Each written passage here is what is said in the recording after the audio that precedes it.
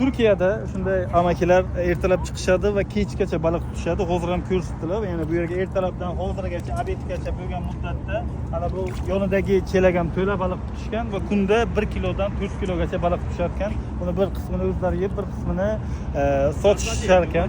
Mana hozir ruxsat so'radim baliq tutishlikda. U kishini nimalardan baliq tutyapman. Qani bizga baliq tutishadimi?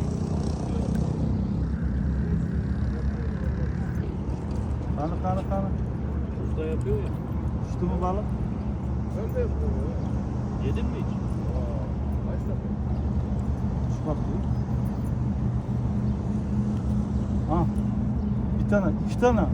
Vay maşallah. 2 tane balık tuttum.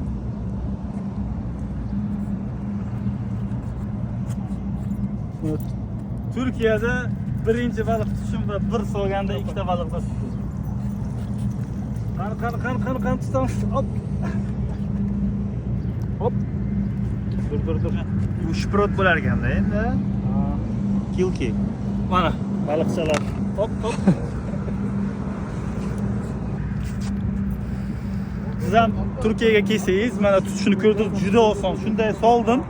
5 soniya kutdim, shunday ko'tardim. 2 ta baliq bor. Ya'ni ertalab kelib turib, hatto baliqchilik bilan pul topsangiz bo'ladi. Turkiyaga keling, bitta qarmoq oling.